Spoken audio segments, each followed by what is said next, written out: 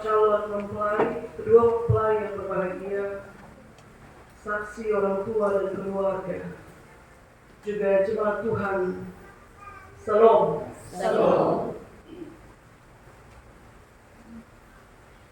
Bagian firman Tuhan dalam kitab Amsal, pasalnya yang ketiga, ayatnya yang ke-3 sampai 5, adalah bagian yang hendak kita renungkan bersama di kesempatan sore hari ini.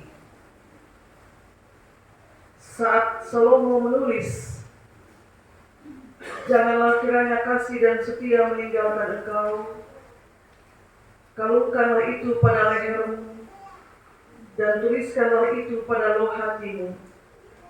Maka pada bagian ini dimaksudkan bahwa kasih dan kesetiaan bukan hanya sekedar sesuatu yang nampak pada pandangan mata jasmani manusia, tetapi juga semata-mata lahir dari dalam hati. Dan ada upah yang disediakan ketika kasih dan setia dikenakan seumpama perhiasan, yaitu engkau akan mendapatkan kasih dan penghargaan bukan hanya dalam pandangan Allah, tetapi juga dalam pandangan manusia. Saudara-saudari yang terkasih dalam Kristus, setiap suami dan istri punya cerita masing-masing dalam perjalanan bersama mereka bertahun-tahun. Dan cerita itu macam-macam. Ada yang ceritanya tentang kelimpahan berkat, tapi ada juga yang ceritanya tentang perjuangan dari hari ke hari untuk bagaimana mengatasi kekurangan. Ada cerita suami istri yang diberkati dengan banyak anak, tapi ada juga cerita dari pasangan suami istri tentang susahnya mendapatkan satu anak. Bahkan juga ada yang masih terus menanti lahirnya keturunan. Ada juga cerita dari suami dan istri tentang kasih sayang, tapi ada juga cerita tentang pukulan, caci maki, kata-kata kasar yang menimbulkan luka fisik dan juga luka batin. Jadi cerita tentang perjalanan rumah tangga itu ternyata bermacam-macam. Setiap keluarga dengan ceritanya masing-masing. Ibarat jalan tidak selalu lurus, dan juga ibarat laut tidak selalu tenang. Sekali dua kali waktu saya suka bertanya kepada calon mempelai saat pengembalaan, "Saudara-saudari, berapa lama Anda ingin hidup bersama sebagai suami dan istri?" Dan selalu mereka menjawab, "Kami ingin hidup bersama sampai maut memisahkan." Dan pertanyaan selanjutnya, maut memisahkan itu kapan? Tidak ada seorang pun yang tahu kapan maut datang memisahkan suami dari istrinya atau memisahkan istri dari suaminya. Karena itu, jumlah tahun-tahun kebersamaan sebagai suami istri harusnya menjadi tahun-tahun yang berkualitas. Sebab tiada seorang pun yang tahu kapan maut datang mengambil salah satu dari mereka. Dan supaya tahun-tahun kebersamaan itu menjadi tahun-tahun yang baik, yang berkualitas, firman Tuhan bilang, "Janganlah kasih dan setia meninggalkan engkau." Mau hidup berkelimpahan, mau hidup pas-pasan, bahkan mau hidup berkekurangan pun, firman Tuhan bilang, "Jangan kasih dan setia itu meninggalkan engkau, hai suami dan istri." Kepada suami dinasihatkan saat engkau hidup berkelimpahan dari karya jerih-lelahmu, tetaplah engkau mengasihi dan setia terhadap istri.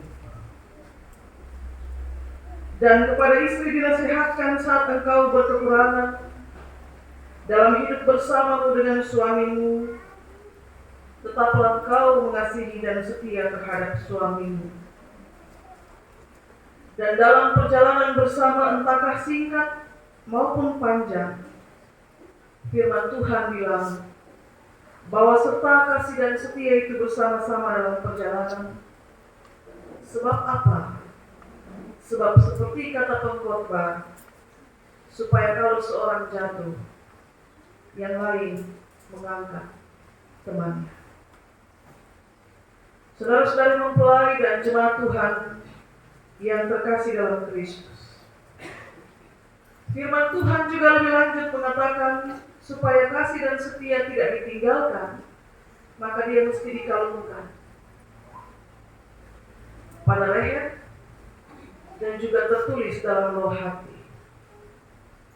Dan tahukah kita bahwa penghargaan dan kasih kita terima dari Allah dan juga dari manusia itu bukan karena jabatan kita, juga bukan karena kekayaan kita atau juga nama besar kita. Kita dapat penghargaan dari Allah dan juga manusia pertama-tama karena kita didapati sebagai orang yang setia. Karena itu saudara berdua, saudara Tri Chandra dan saudara Heni, ketika nanti dalam rumah tanggamu kau berjumpa dengan tantangan, datang angin sepoi-sepoi, bahkan juga datang angin yang kencang. Dalam ayat yang kelima bacaan kita bilang, jangan bersandar kepada pengertianmu sendiri, tetapi percayalah kepada Tuhan.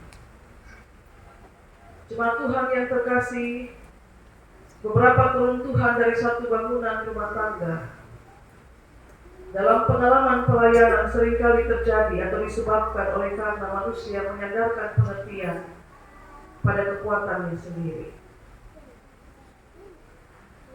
dan lupa untuk mencari kehendak Tuhan. Karena itu kasih dan setia yang harus dimiliki bukan hanya kasih setia antara suami dan istri, tapi juga kasih setia suami istri kepada Tuhan. Dan itu hal yang baik.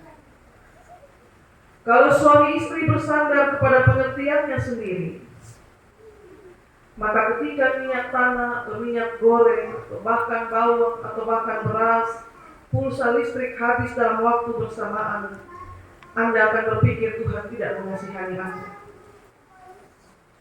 Tapi kalau saudara-saudari bersandar dan percaya pada Tuhan, maka pada waktu semuanya habis dalam waktu bersamaan, kepercayaan membuatmu semakin kuat bergantung kepada Tuhan yang sanggup menghadirkan berkat dalam setiap kekurangan.